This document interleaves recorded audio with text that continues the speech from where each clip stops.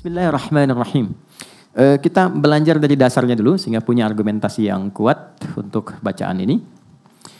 Yang pertama di Al-Baqarah, Quran surah kedua. Quran surah 2 ayat 45 sampai 46. Ini dikuatkan lagi di Quran surah kedua ayat 153.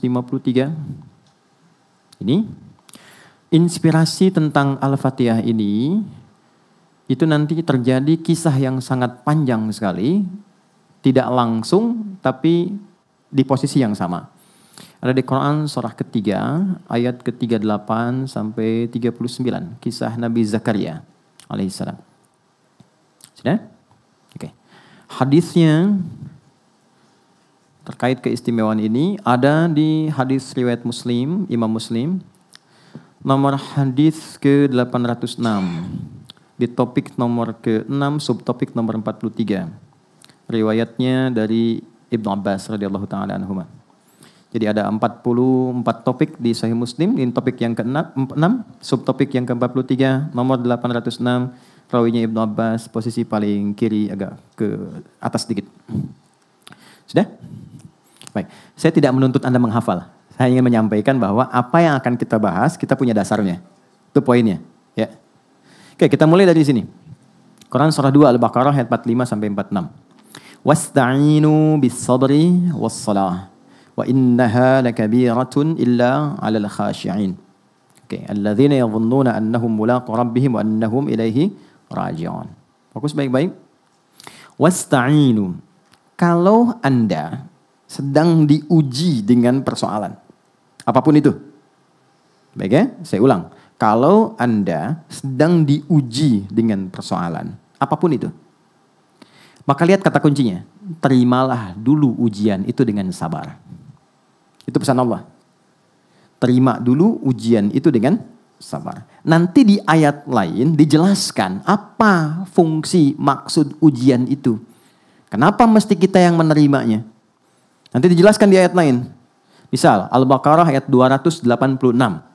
Ya, ini rumus. La yukallifullahu nafsan illa wus'aha. Yang pertama, Allah jelaskan, saya tidak akan pernah menguji hambaku kecuali dia punya kemampuan menjalaninya. Dan itu secara psikologi, motivasi yang sangat luar biasa. Jadi kalau saya diuji, rasakan, memang saya yang mampu. Gitu.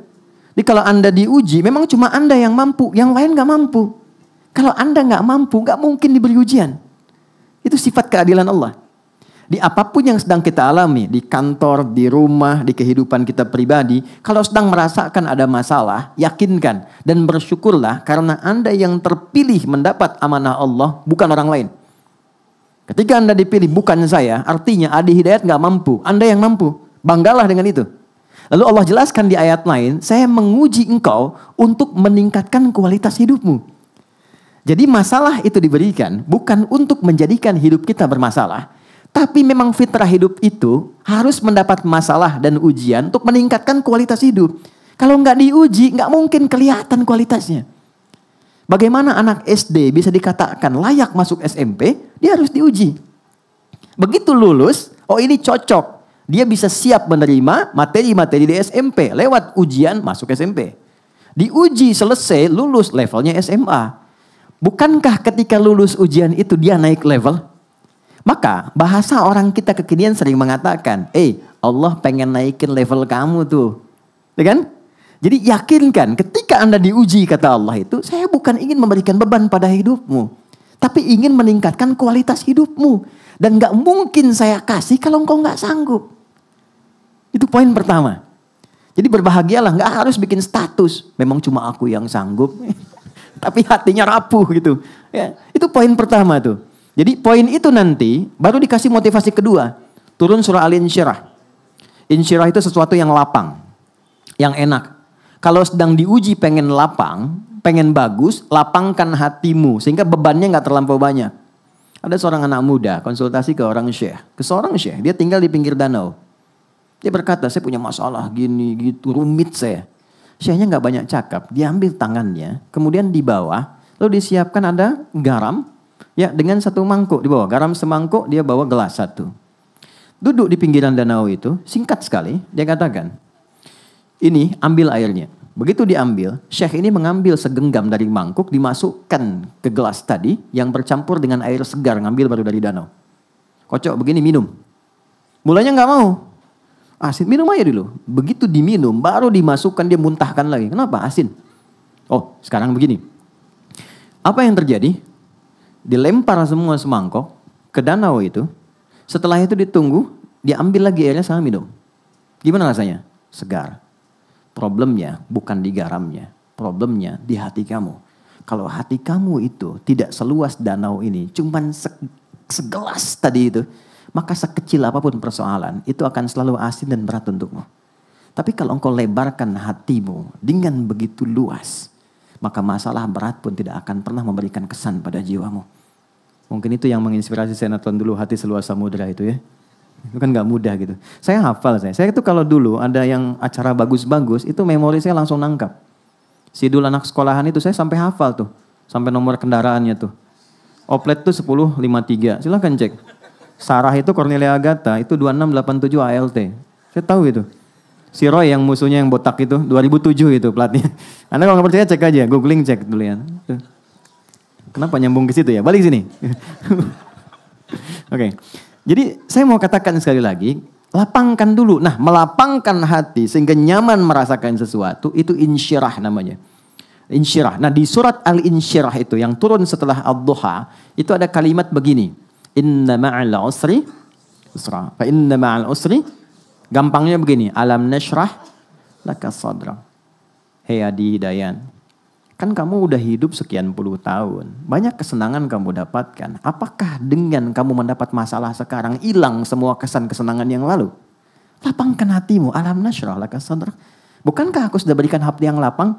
Kata Allah, bukankah aku sudah berikan hati yang lapang? Kenapa engkau sempitkan? Tuhan sudah melapangkan, kenapa Anda sempitkan? Wa wada'na kawizr alladhi anqadha dhahra. Kalau hatimu engkau lapangkan, beban seberat apapun yang engkau rasakan membebani dirimu, anqadha dhahra itu kayak Anda ngangkat barbel ya, ke bagian tubuh itu, di pinggul Anda kemudian pikul itu kan semua bebannya ke kaki ya. Nah itu kata Allah, kalau hati Anda lapang, masalah yang membuat Anda gelap sampai sulit berjalan ke kaki pun itu akan lapang. Caranya bagaimana ya Allah? Inna ma'al usri, tanamkan, katakan pada dirimu, di balik semua persoalan pasti ada solusi. Makanya kalau sedang punya masalah, rasakan, alhamdulillah Allah mau naikin kualitas hidup saya. Alhamdulillah ya Allah, engkau pilih saya bukan yang lain. Alhamdulillah ya Allah, pasti selesai. Pasti ada solusinya. Itu secara psikologis kuat. Dan itu kita punya ayatnya, yang pakai itu, Jepang pakai itu, Korea pakai itu. Jadi di psikologi itu gini, kalau ada kita punya tekad mengentaskan sesuatu, ungkapkan. Dituliskan itu setengah, tapi kalau diucapkan makin kuat tekadnya. Dulu tahun 90-an ada Benteng Takeshi itu ya. Masih ingat gak? Sore 4:30 kan acaranya kan.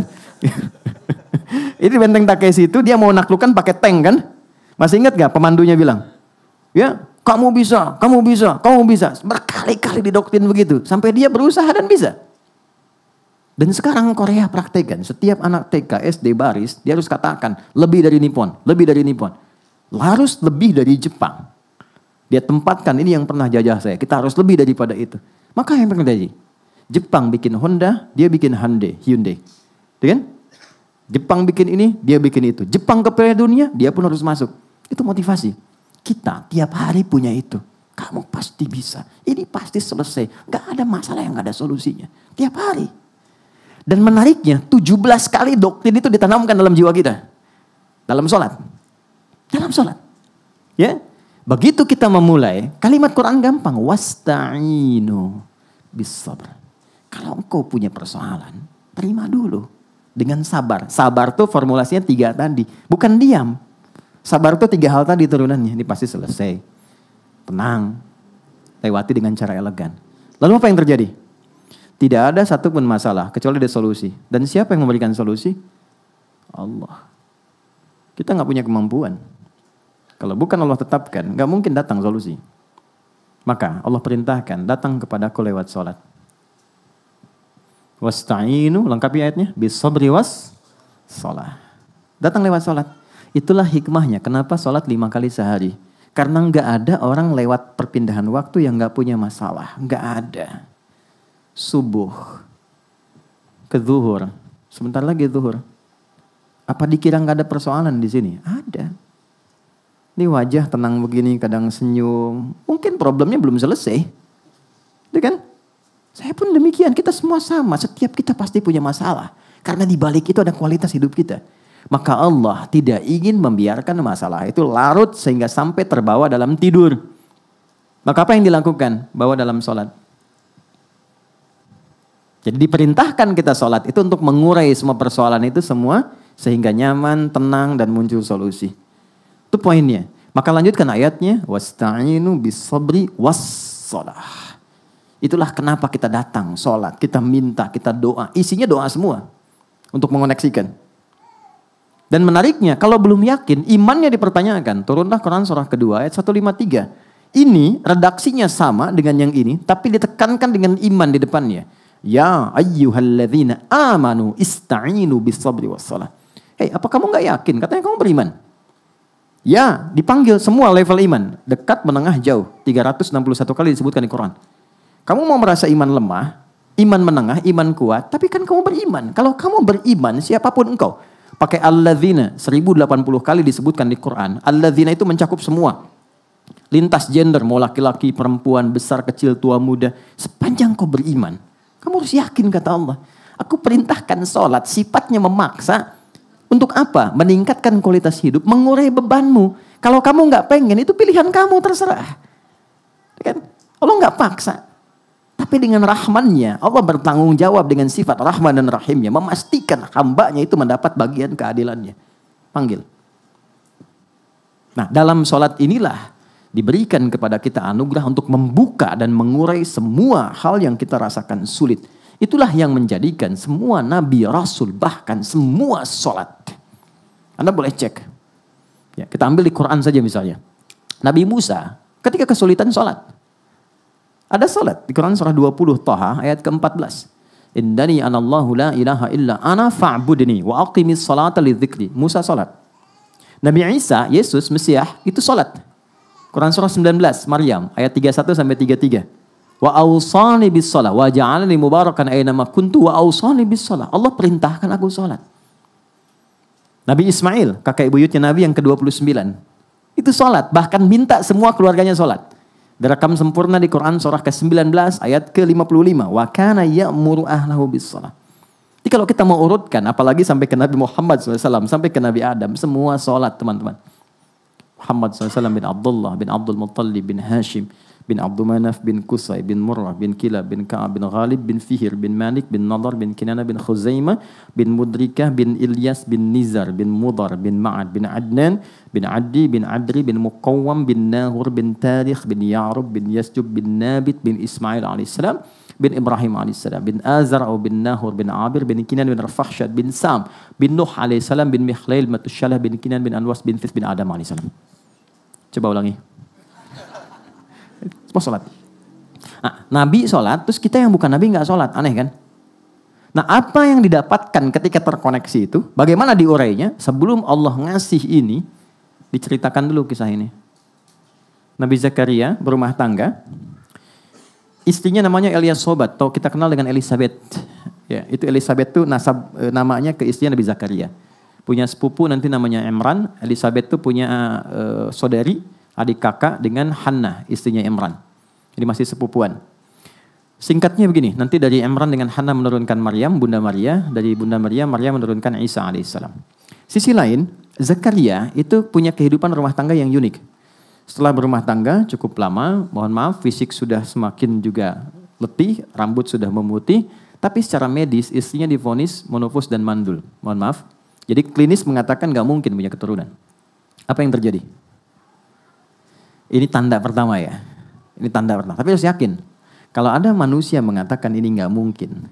Itu tanda dari Allah. Supaya kita dipaksa langsung terkoneksi dengan Allah. Dan mengabaikan semua pendapat manusia. Kalau ada yang mengatakan pada Anda ini gak bisa nih. Pekerjaan ini gak mungkin, sulit nih. Itu langsung tanda dari Allah. Tinggalkan opini manusia. Karena Allah ingin memberi anugerah Anda langsung tanpa perantara. Maka lakukan sholat. Maka Zakaria alaihissalam sholat. di mihrabnya Maryam. Direkam sempurna di Quran surah 3 Ali Imran di ayat ke-38 sampai 39. Hunalika da'a Zakaria rabbah. Di mihrab itulah Nabi Zakaria salat minta kepada Allah, berdoa.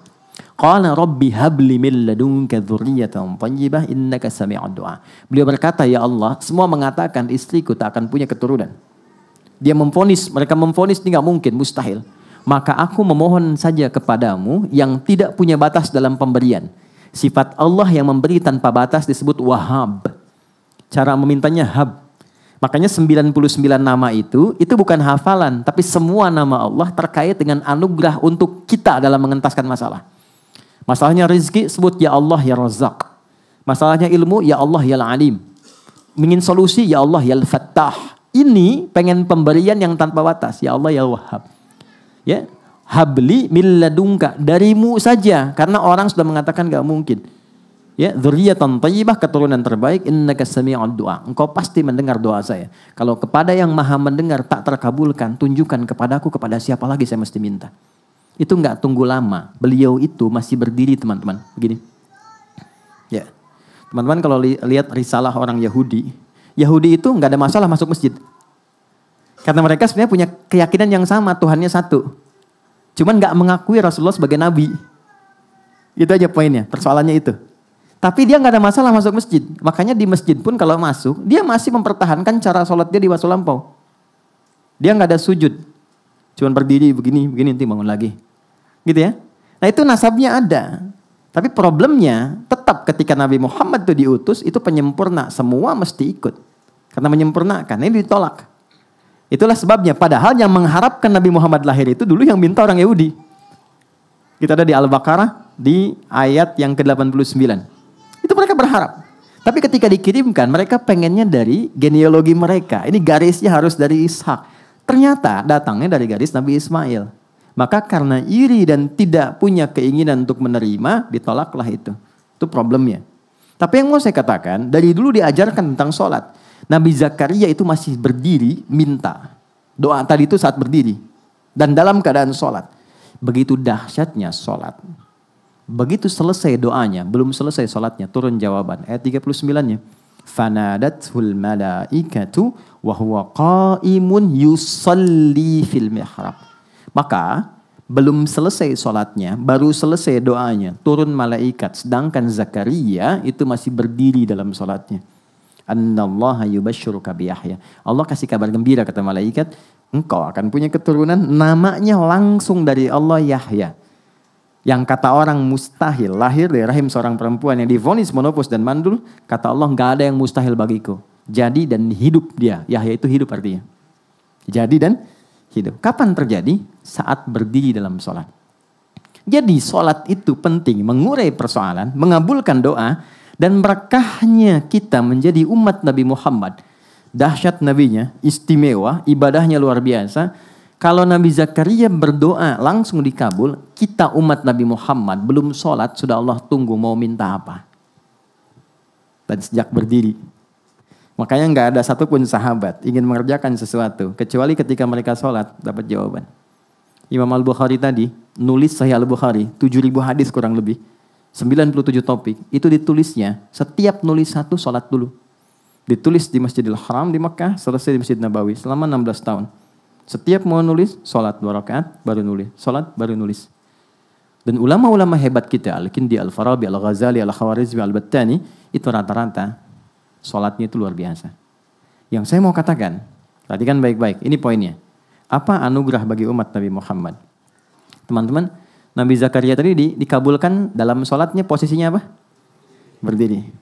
Kita dipanggil oleh Allah sejak masih berdiri, datang, diminta, kamu punya masalah? Terima dengan sabar. Lalu datang sholat kepadaku. Wasta'inu. Ini kalimatnya. Ta'inu. Wasta'inu. Terimalah dulu masalah, terus minta kepadaku, minta. Kalau kita ingin rubah, ya Allah kami minta sekarang kepadamu. Engkau perintahkan kami ibadah, sholat, kami lakukan. Dan sekarang kami minta, Kami minta itu robah katanya dari kata perintah jadi bentuk permohonan. Jadi nasta'in. Jadi itu perintah Allah, ini jawaban kita. Nasta'in. Nasta'in. Nasta'inu. Kalau kita katakan, ya Allah engkau perintahkan, sekarang kami minta kepadamu. Hanya kepadamu. Seperti engkau perintahkan. Maka tambahkan kata iyyaka di depannya. Iyyaka nasta'in.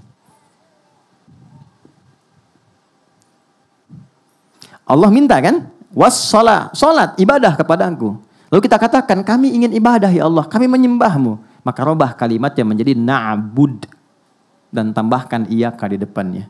Iyyaka na'budu wa iyyaka nas.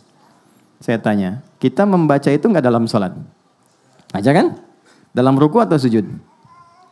Dalam berdiri. Bukan ruku dan sujud, dalam berdiri. Dan itu dibaca dalam Al-Fatihah. Tahukah Anda apa hadis tentang ini? Silahkan cek. Kita akan temukan hadis sahih dari sahabat Abu Hurairah. Berikan kalimatnya, lihat baik-baik. Idza qala al-'abdu, kalau seorang hamba salat, itu bukan kalimat hampa yang dia bacakan. Begitu dia mengucapkan alhamdulillahi rabbil alamin, qala Allahu azza wa jalla, ternyata kalimat kita langsung dijawab oleh Allah. Hamadani 'abdi, hambaku sedang memujiku. Wa idza qala al-'abdu ar-rahmanir rahim, kalau hambaku berkata ar-rahmanir rahim, qala Allahu azza wa jalla, Allah menjawab hambaku sedang memujiku. Asna alayya 'abdi. Ketika hamba berkata maliki yaumiddin, Allah menjawab majjadani 'abdi, hambaku sedang mengagungkanku. Perhatikan kalimatnya. Ini kuncinya. Wa idza qala al-'abdu iyyaka na'budu wa iyyaka nasta'in. Kalau hambaku benar salatnya dari mulai takbir sampai ke kalimat ini, iyyaka na'budu wa iyyaka nasta'in. Lihat kalimatnya. Hadza baini wa baina 'abdi. Ini perjanjian aku dengan hambaku. Wali 'abdi ma sa'al. Apapun yang hambaku minta sekarang untuk mengurai hajatnya, sepanjang itu maslahat untuknya, aku kabulkan saat ini juga. Itu Al-Fatihah. Jadi ini dahsyat teman-teman. Bukan formalitas. Makanya Al-Fatihah itu dibikin gampang sekali untuk umat Islam. Mau orang Arab, yang non-Arab, ini paling gampang. Ini. Karena saat diminta baca, itu bukan sekedar formalitas rukun sholat, bukan. Di balik itu ada anugerah yang besar. Dan dahsyatnya ini hanya diberikan pada umatnya Nabi Muhammad SAW. Tidak pada yang lain. Keterangannya ada di hadis Muslim, nomor hadis 806. Rawinya Ibnu Abbas, subtopik nomor 43, topik nomor 6. Singkatnya, kata Nabi, aku tiba mendengar suara terbuka, pintu terbuka dari langit, turunlah malaikat Jibril. Singkatnya mengatakan, Muhammad kau diberikan 2 cahaya yang tidak diberikan oleh pada nabi-nabi sebelum kamu. 2 cahaya itu adalah 2 ayat terakhir surah Al-Baqarah, ayat 285 dan 286, serta Al-Fatihah. Belum selesai hadisnya. Tidaklah dibacakan setiap hurufnya, kecuali setiap hajat umatmu itu akan dikabul. Setiap permintaanmu akan dikabulkan. Ini yang menjadikan Al-Fatihah sering kita bacakan. Baik dalam sholat ataupun di luar sholat. Sekarang kita terkoneksi dengan Allah. Minta di hadapannya. Yang dibacakan perintah Allah. Jalurnya lewat Nabi. Janji Allahnya sudah pasti. Problemnya kenapa yang kita minta kadang belum terkabul? Harusnya otomatis. Nah inilah di sini kemudian titik kita belajar. Boleh jadi cara membaca kita tidak seperti cara baca orang dulu. Orang sakit dibacain Al-Fatihah sekali sembuh. Kan masih ingat seorang kepala suku tersengat kalajengking. Kalajengking Arab loh. Tersengat, terus diobatin, gak dapat, malah sekarat. Dia tanya pada rombongan sahabat, adakah yang bisa menyembuhkan? Mereka mengatakan Allah yang menyembuhkan. Tapi kami bisa mencoba. Begitu dipanggil, dibacakan Al-Fatihah. Sekali baca. Sekali baca. Dengan izin Allah, sembuh. Bukan karena bacaan, bukan karena dia memulih, tidak. Tapi ketertautan koneksinya dengan Allah itu begitu tinggi. Dibacakan, sembuh. Dikasih hadiah kambing banyak. Dibawa ke Nabi. Iya, mental sahabat tuh. Mereka takut tuh gratifikasi. Itu betul, itu ada dalam babnya tuh. Takut. Dibawa ke Nabi untuk laporan. Ya Rasulullah, terjadi begini tadi, kami dikasih kambing. Halal enggak katanya? Halal enggak? Takutnya disangka jualan ayat dapat sesuatu gitu kan. Itu kesannya dalam sekali. Makanya di Quran, seperti saya, kami, para pengajar itu nggak boleh kita orientasi materi. Wala tamnun tastakthir. Guru yang baik itu bukan guru yang ketika datang meminta tarif. Itu Quran. Makanya saya tanyakan Mas Dimas dan kawan-kawan. Dari sejak saya ngajar, saya larang Anda memberikan apapun. Saya menjaga spirit ayat itu. Jangan pernah, motivasi nanti hilang. Ya, dari mana Allah berikan sisi lain. Tapi yang paling menarik adalah, begitu dikasihkan, Nabi pertanyaannya, dari mana kamu tahu keistimewaan surat itu yang bisa dipakai marukyah? Artinya, kalau ada yang nggak sanggup lagi secara medis, kan mintanya kepada Allah. Tahu dari mana jalurnya pakai surat itu? Nabi pertanyaan retoris sebetulnya. Dan mereka pahamnya yang baru diajarkan itu. Ya udah nggak ada yang lain, pakai aja itu. Ya, kalau yang diajarkan Qul Huwallah, mereka baca Al-Ikhlas kan? Ini Nabi ketawa, yuk kita makan sama-sama. Dinikmati. Tapi poin besarnya adalah ketika Allah menginginkan semua persoalan terurai, pintunya dibuka dari mulai dunia sampai dengan ke surga, sampai kebaikannya, maka dalam bahasa Arab disebut dengan Al-Fatihah. Itulah sebabnya cara baca kita mesti diperbaiki. Kita mesti memaknai apa yang kita bacakan, dan di titik inilah kita belajar tentang bagaimana menghadirkan Al-Fatihah dengan cara yang benar saat sholat. Bisa dipahami? Oke, ini mukaddimah kedua.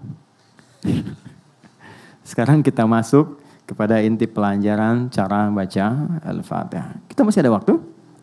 Oke, saya berhenti di 20 menitan sehingga kita punya sekitar 30 menit untuk diskusi ya. Teman-teman kita mulai. Al-Fatihah ada 7 ayat.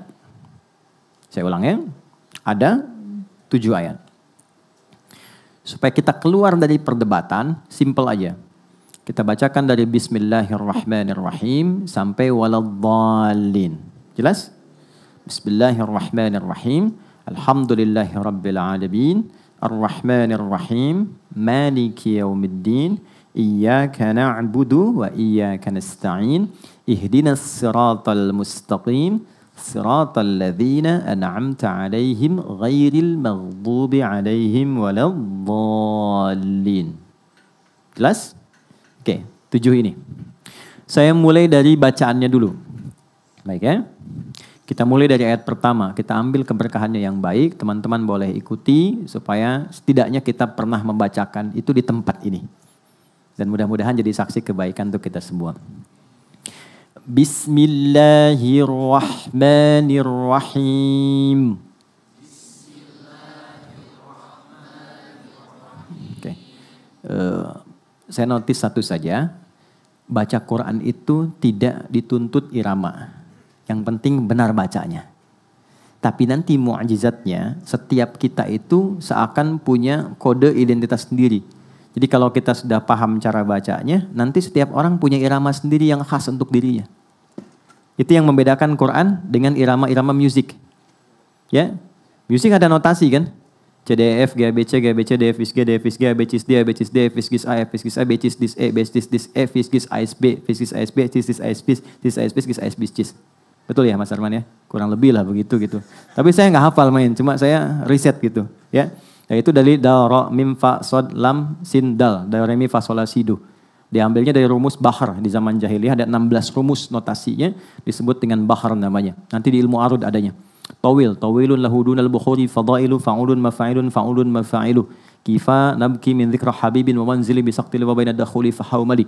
Rajas, mustaf'ilun, mustaf'ilun, mustaf'ilun, mustaf'ilun, mustaf'ilun, mustaf'ilun. Sautus safiril bulbuli, hayya qalbit thamili, al-ma'u wa zahru ma'a zahri lahdul muqali. Fa anta ya sayyidali wa sayyidi wa mawlali, fakam tayyimuni ghazayyilun uqayqali.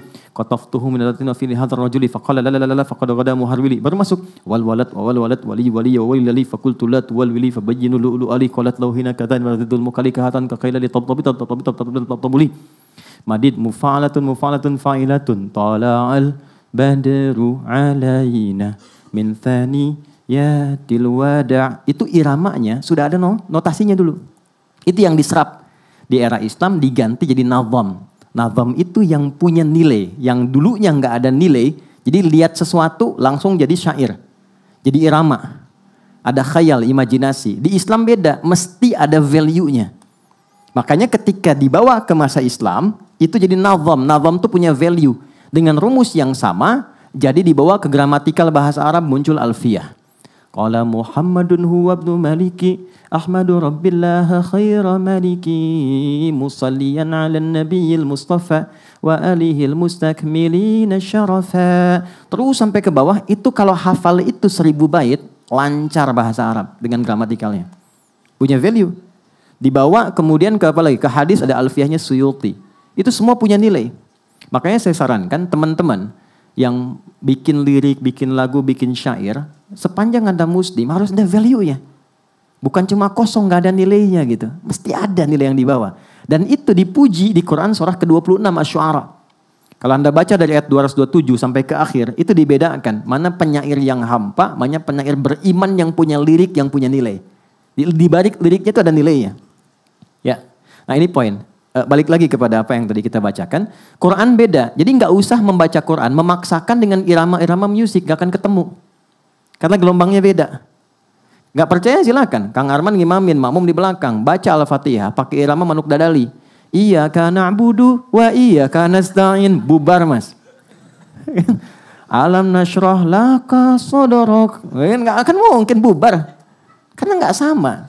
Jadi kita gak harus repot punya irama begini. Kayak gak usah. Cukup bacakan dengan suara kita. Keluar sendiri. Dan itu kita hafal.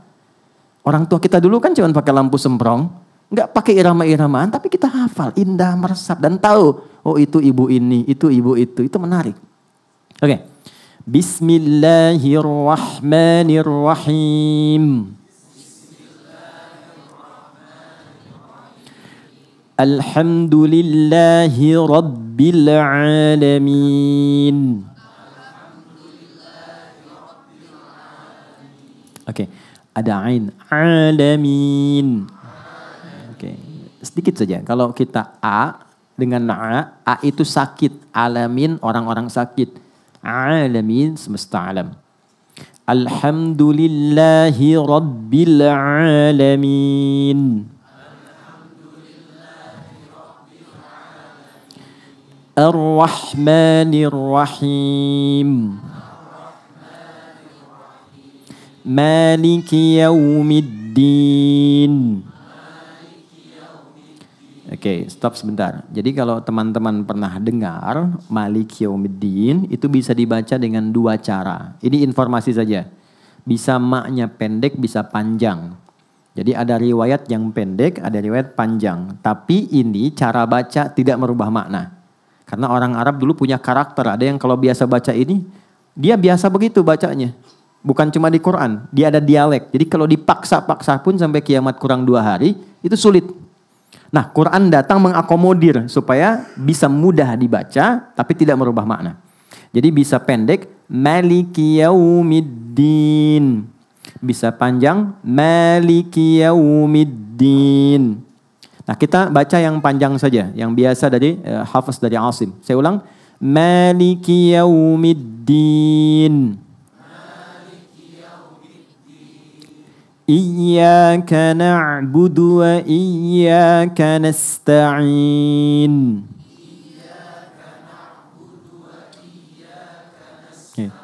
Bukan iya tapi iya Iyyaka na'budu wa iyyaka nasta'in.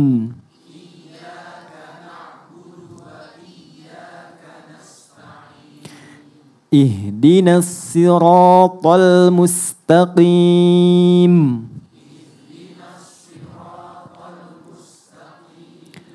Ihdinas siratal mustaqim.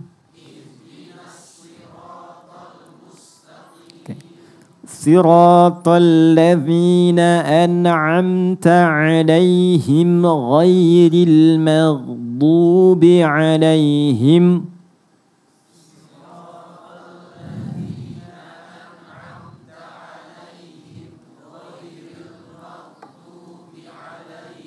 Oke, itu kalau mau dipotong, bagusnya sampai situ. Karena nanti suka ada yang baca begini. Siratal ladzina an'amta 'alaihim. Ada yang disukan? Ghairil maghdubi 'alaihim waladdallin. Bagus bacaannya, cuma secara wakaf kalau mau tepat itu ada saja namanya. Jadi im ketemu him. Berhentinya lebih bagus. Dan secara nahu gramatikal lebih benar. Siratal ladzina an'amta alaihim ghairil maghdubi alaihim. Kalau mau berhenti. Kalau kita nafasnya cukup panjang, disatukan, bagus. Siratal ladzina an'amta alaihim ghairil maghdubi alaihim waladdallin. Oke, sekarang kita satukan dulu. Siratal ladzina an'amta alaihim ghairil maghdubi alaihim waladdallin. Amin. Baik. Yuk, itu bacaannya. Nanti teman-teman bisa putar lagi, orang bisa lihat. Yang ingin saya ajarkan yang mahalnya. Ini. Mana tadi ya? Enggak. Maknanya. Semoga Allah ampuni dosa-dosa kita ini. Yuk kita mulai. Kalau kita ingin dibuka oleh Allah, ini tolong fokus karena ini yang paling penting ya. Semua sifat-sifat kebaikan, pintu-pintu kemuliaan yang merubah kehidupan kita. Maka yang pertama, pahami Al-Fatihah, pembuka segala kebaikan. 1. Bismillahirrahmanirrahim. Saya agak cepat. Mas Baim rata-rata berapa ya kita kalau ngaji hadir? Mas Dimas? 120-an ya. Saya pernah kirim mushaf gak ya? Mas Dimas mana kelihatan? Ada. Pernah kirim mushaf gak? Belum ya? Oke, nanti Mas tolong catat ya. Nanti saya kirimkan mushaf supaya nanti mushafnya kita semua seragam. Nanti pas ngaji itu ngaji lagi ketemu saya, nanti tinggal dibuka, nanti interaksinya lebih enak, lebih gampang. Jadi kalau saya sebutkan, saya halaman sekian, buka nomor sekian, ini jadi lebih gampang. Dan itu dari saya aja ya, dan tidak boleh bayar. Kalau memang kita cetak itu untuk diwakafkan, itu ada, insyaAllah. Ya, lihat sini teman-teman. Bismillahirrahmanirrahim. Tolong Anda cek Quran surah 96 ayat 1. Iqra bismi rabbikal ladzi khalaq. Quran surah 96 Al-Alaq ayat 1. Masih ingat wahyu pertama yang turun pada Rasulullah apa? Bukan Iqra. Jangan maksa. Iqra. Oke. Yang turun pada Nabi itu bukan Iqra. Yang pertama turun pada Nabi itu Iqra bismi rabbikal ladzi khalaq.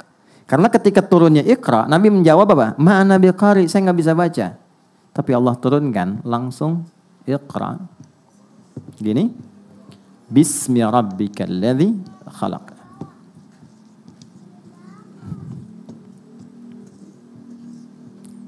Oke? Tenang. Lihat sini. Mohon izin ya, biarin aja Mas. Ya. Enggak apa-apa. Kita udah punya koneksi. Peci saya udah dipakai Makiano, enggak ada masalah. Ya. Anak kecil itu dengan dunianya, saya senang anak kecil, biarin aja gak apa-apa. Dan jangan Anda merasa sulit, gak ada masalah. Saya malah senang, saya nyaman. Dulu ada pengajian di Bekasi, kita tiap pekan.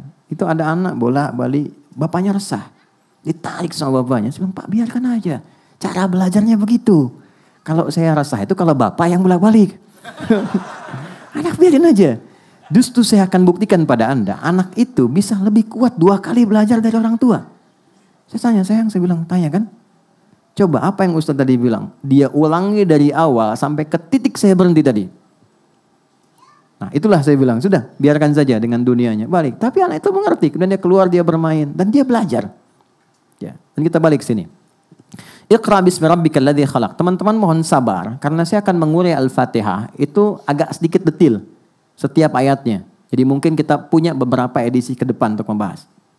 Kita mulai dari yang pertama. Begini cara bacanya. Saya akan mulai ke wahyu pertama dulu. Singkatnya, Nabi gak pernah sekolah, gak pernah belajar, gak punya guru, dan gak pernah bikin syair. Supaya tidak dituduh di kemudian hari bahwa Quran rekayasa Nabi Muhammad SAW. Sifat semua itu disebut ummi. Ummi itu yang terlahir seperti ibu melahirkannya. Punya sifat yang baru seperti dilahirkan. Ada gak orang baru lahir udah bisa baca? Kan gak ada kan? Oke, jadi punya sifat ummi, gak bisa baca, gak ada guru, gak pernah belajar. Dikonfirmasi kemudian ketika wahyu pertama turun, malaikat mengatakan Iqra, kamu baca. Apa jawab Rasulullah? Ma ana biqari. Saya betul-betul nggak bisa baca. Sekali lagi, Iqra. Ma ana biqari. Saya nggak bisa baca. Dikonfirmasi. Mudah bagi Allah mengatakan dan menanamkan pada diri Nabi Muhammad, aku sudah tanamkan, ikuti, selesai. Tapi konfirmasi lisan itu sebagai pembuktian sejarah bahwa Quran bukan rekayasa seorang Muhammad. Karena Muhammad pun ketika diberikan, beliau sallallahu alaihi wasallam mengatakan saya nggak bisa baca, saya nggak tahu. Maka yang ketiga dipeluklah oleh Jibril alaihissalam yang sedang menyamar jadi laki-laki, ya supaya mudah untuk didapatkan. Setelah itu merasa nyaman, setelah merasa tenang. Nah ini pentingnya. Kalau sedang ada persoalan, tenangkan dulu, jangan diteruskan diskusi, nggak selesai nantinya. Tenang, nyaman dulu, peluk dulu anak itu, sayangi dulu, baru bicara. Kalau sudah seperti itu, bahasa hati yang keluar. Sentuhlah ia tepat di hatinya. Maka ia akan jadi milikmu untuk selamanya. Gitu ya Mas ya?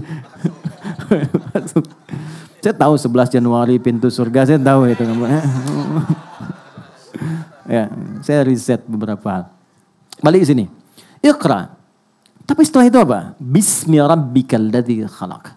Allah mengatakan Muhammad, baca bukan karena engkau tidak punya guru yang mengajarkan engkau baca. Engkau tidak pernah masuk sekolah. Engkau tidak pernah belajar ini dan itu. Lakukan karena Allah. Yang merawatmu, menciptakan kamu aja begitu mudah. Memberikan kebutuhanmu. Apalagi cuma sekedar menanamkan kepada dirimu kemampuan untuk mengikuti bacaan.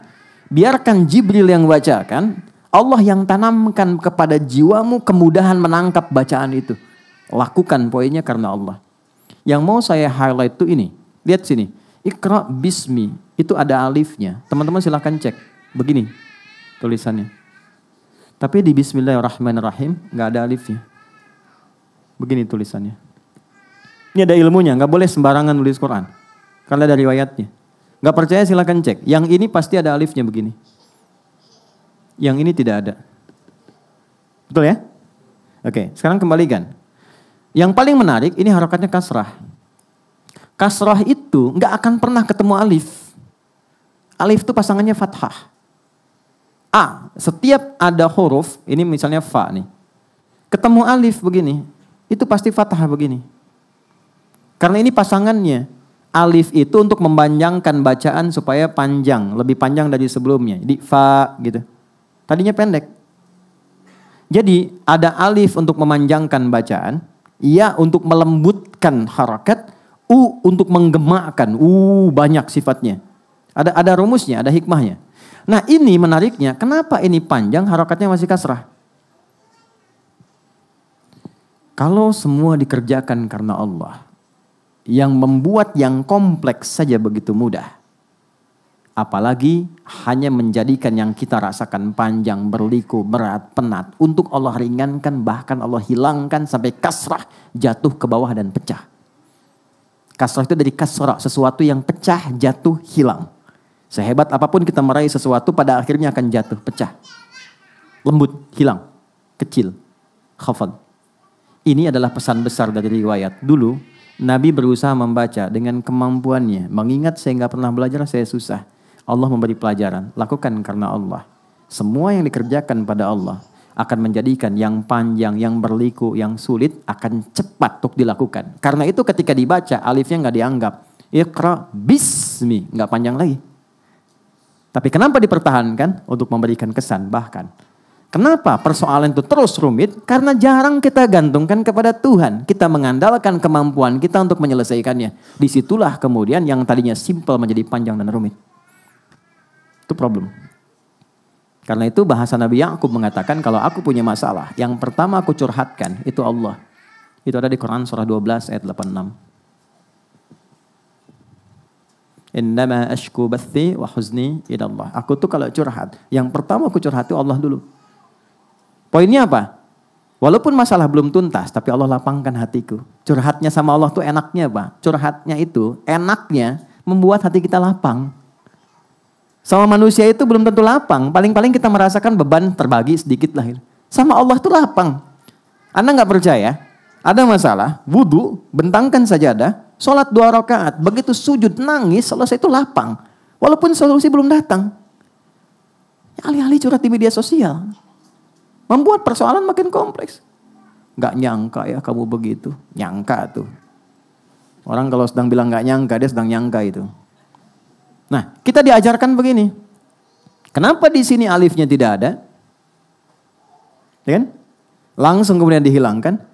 Ingin memberikan kesan kepada kita. Kalau setiap persoalan kita ingin dibuka, Al-Fatihah, gerbangnya dibuka, kemudahannya ditampilkan, maka jangan pikir panjang lagi, jangan terlalu rumit. Cepat curahkan, semua mohonkan kepada Allah.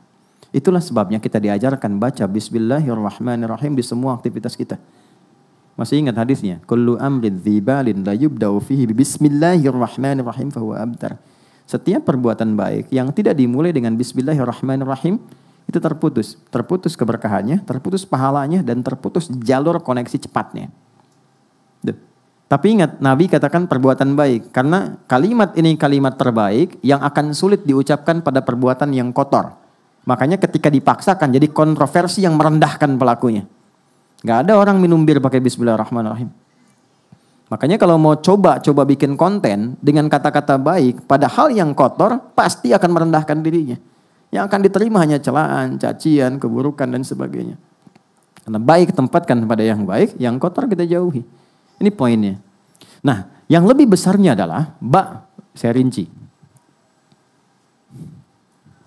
Ba itu ada 14 fungsinya dalam bahasa Arab. Ada kitab bagus sekali buku, judulnya Mughnil Labib an Kutubil A'arib. Ya, itu dia menguraikan semua makna huruf dari alif sampai ya. Ba itu ada 14. Ada orang kita ikut PhD di Timur Tengah. Dia cuman bahas huruf ba. Di surat Al-Maidah ayat ke-6 tentang wudu saat basuh kepala itu pakai ba. Wamsahu biru'usikum. Kok ada ba? Yang lainnya nggak pakai ba. Itu baru bahas huruf ba 1 dapat doktor. Anda yang belum silahkan, ada ta, ada fa, ada jim sampai ya tuh. Ini 14. Nah, 14 ini yang sesuai dengan ini apa? 1, ada namanya musahabah, al-musahabah. Ada namanya al-ilsaq. Ada namanya ghayah. Cepat saja. Saya mulai dari bawah dulu paling gampang. Ghayah itu tujuan. Lakukan semua kegiatan yang baik itu tujuannya untuk mendapat ridha Allah. Supaya Allah suka. Tarik perhatian Allah. Begitu kita dapat perhatian Allah, Allah buka semua akses. Anda dapat perhatian pemimpin, ya, dapat perhatian bos, dapat perhatiannya, semua dibuka kan aksesnya. Kita dapat perhatian Allah, itu semua dibuka kemudahannya. Maka huruf ba di kalimat Bismillahirrahmanirrahim mengajarkan jika mengerjakan segala apapun, maka tempatkan tujuan utama itu untuk mendapatkan ridha Allah. Karena Allah. Bismillah, aku mengerjakan perbuatan ini supaya Allah ridha.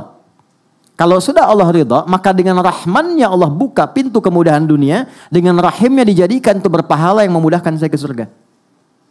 Itu poinnya. Contoh, saya mau makan, mau minum. Nabi ajarkan, khudh biyaminika ma yalik. Kalau Anda mau makan, mau minum, ambil yang terdekat. Jangan yang paling jauh. Karena itu orang tua kalau nata makanan itu, usahakan mengenali orang-orang di rumah, tempatkan yang paling disukainya dekat dengannya. Anak pertama suka ayam, ayamnya goreng, tempatkan dengan dia. Dekatkan. Yang satu suka tempe, dekatkan. Jadi nanti ketika mengambil paling gampang. Yang repot kalau tertukar, repot ketika melampaui adabnya dipandang kurang elok dalam Islam. Saya punya teman dari Pakistan sama India. Kan di Timur Tengah itu makan pakai nampan. Itu ayamnya ngumpul di bagian India. Pakistan nggak ada. Ini nyata cerita. Jadi begitu mau makan diajak ngobrol dulu. Malah ngobrol dia putar-putar begini tuh. Begitu udah sampai ayamnya di depan teman Pakistan. Yang India sadar. Dia jawab apa? Biarkan bumi berputar pada porosnya. Dia putarin lagi. Oke, ba. Bismillahirrahmanirrahim. Makna kata ba di Bismillahirrahmanirrahim. Fokus. Adalah saya ingin minum ini untuk mendapatkan ridha Allah. Maka ketika seseorang mengatakan bismillah dan dia minum, dia nggak mungkin menyentuh minuman yang Allah nggak sukai. Karena di situ ada fungsi apa? Musahabah. Musahabah itu merasa diawasi, dilihat. Jadi kalau Anda ingin benar, ingin hasilnya berkah, ingin bagus, rasakan ketika beraktivitas sedang dilihat Allah. Itu mahal, itu cuma di huruf ba. Anda bekerja karena apa? Saya tanya nih pada teman-teman yang laki-laki ya. Anda mencintai istri dan keluarga itu karena sayang atau karena Allah? Susah ya. Susah kan?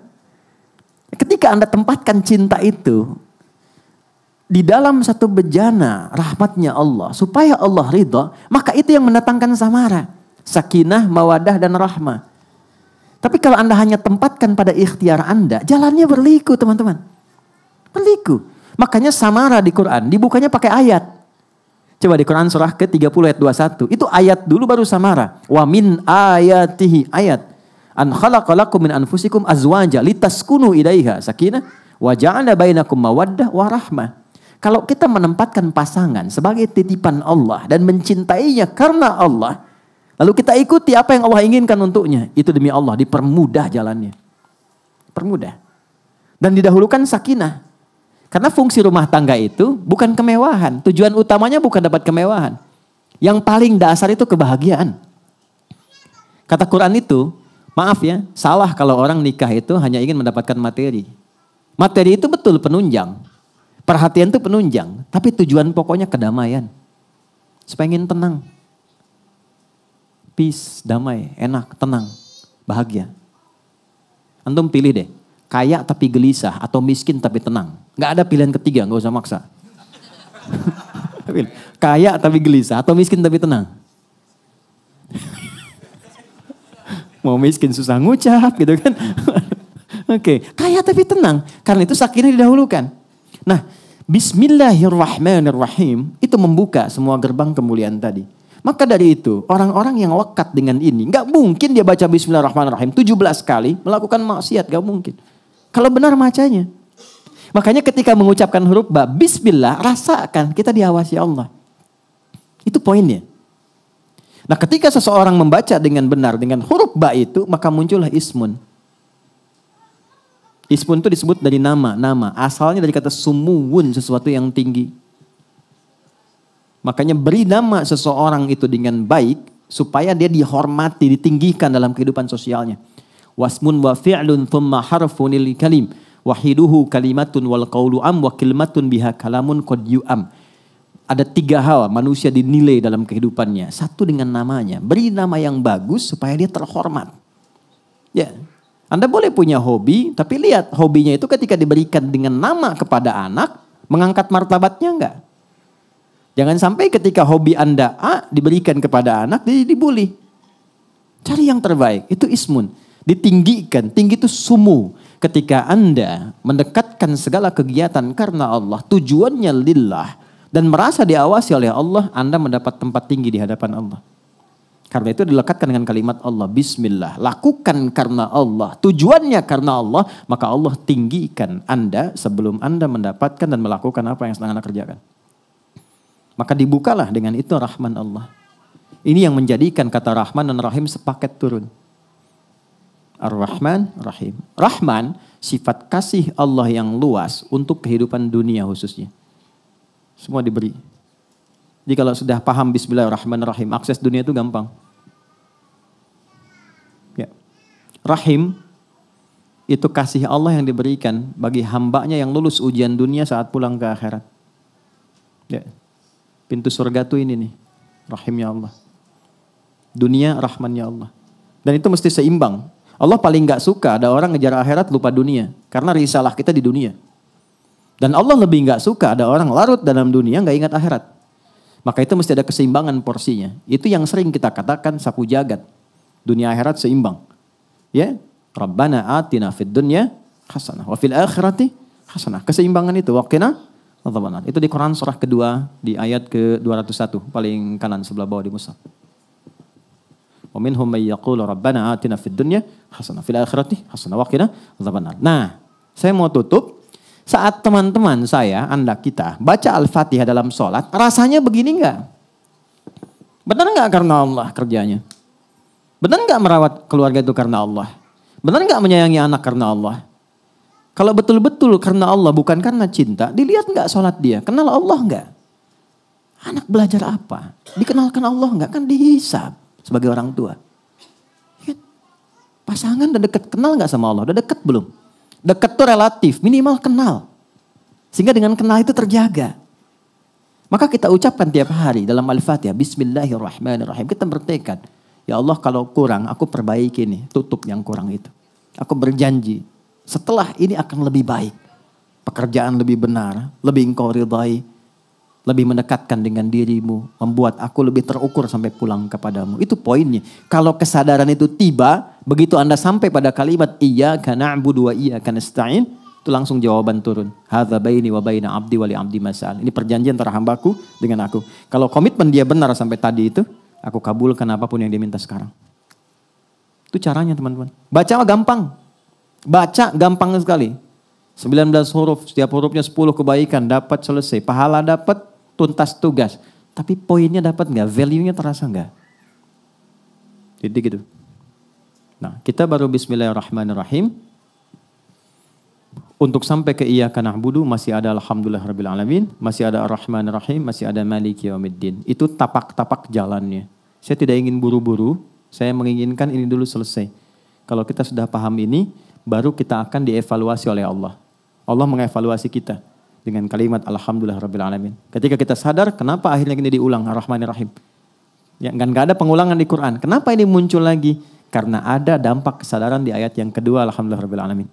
Barulah kita agungkan Allah setelah sadar Allah Maha Agung Maha Besar. Disitulah turun kalimat iyyaka na'budu wa iyyaka nasta'in. Nanti alhamdulillah sampai ke maliki yaumiddin kita akan kaji kembali di sesi berikutnya.